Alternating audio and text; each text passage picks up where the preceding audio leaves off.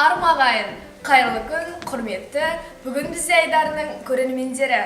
Бүгін біз сіздермен бірге нағыз қазақ қызының қазақы үлгісін тамашалайтын боламыз.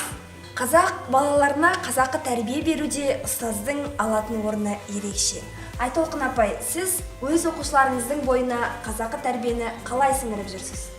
Қанша білім алғанмен де бала тәрбие жағынан осалдау болса, онда білімі текке кетеді деп есептеймін. Сондықтан да балаға патриоттық сезімді, сонымен қатар ата-ананы сыйлау және де көшеде үлкенге ізет, кішіге құрмет көрсету барлығын біз мектепте барынша айтуға өзіміз іс тәжірибе жүзінде дәлелдеп көрсетуге тырысамыз.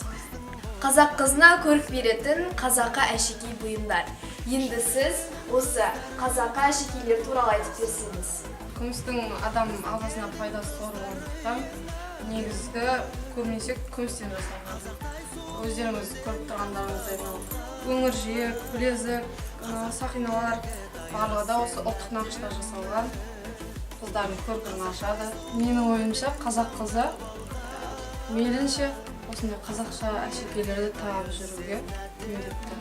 Қазақ қызын көрікті қылатын тек сымбаты ғана емес, одан бұрын білімі. Сіздің соңғы оқыған кітабыңыз және оның авторы, және ол кітаптан қандай ой түйдіңіз? Зейнеп Ахметова апамыздың Шуақты күндер кітабы, Бауыржан Момышұлының келіні Зейнеп Ахметова. Оның ішінде қазақ қызы қандай болу керек, қазақ келіні қандай болу керек, барлығын ашып көрсеткен. Өзінің күнделігінен атаға деген құрмет, үйіндегі отағасына деген құрмет, өз жұртына деген құрметі, қайын жұртына деген құрметінің барлығы көрсетілген. Әрбір қазақ қызы оқу керек деп ойлаймын. Өзім оқып ой түйгенім, қазақ қызы әрқашанда жан-жақты болу керек, барлығында да үлгеру керек. Әрбір қазақ қызы Зейнеп Ахметованың Шуақты күндер кітабын оқыса, ол қыздан болашақта ізетті келін, аяулы жар, аяулы ана шығады деп ойлаймын. Құрметті достар, біздің сөзімізге арқау болған қазақ қызы міне менің жанымда. Сізге қояр сұрағым, сізге осылай жүрген ұнайды ма?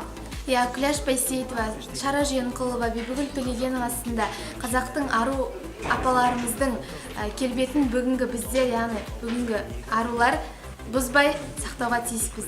Бүгін біз сіздерге нағыз қазақ қызының қазақы келбетін көрсеттік. Қазақылықты дәріптеу ол бүгіннен басталады, ал ертең кеш болып қалуы мүмкін. Келесі кездескенше! Бүгін той, ұлы той, еді тойына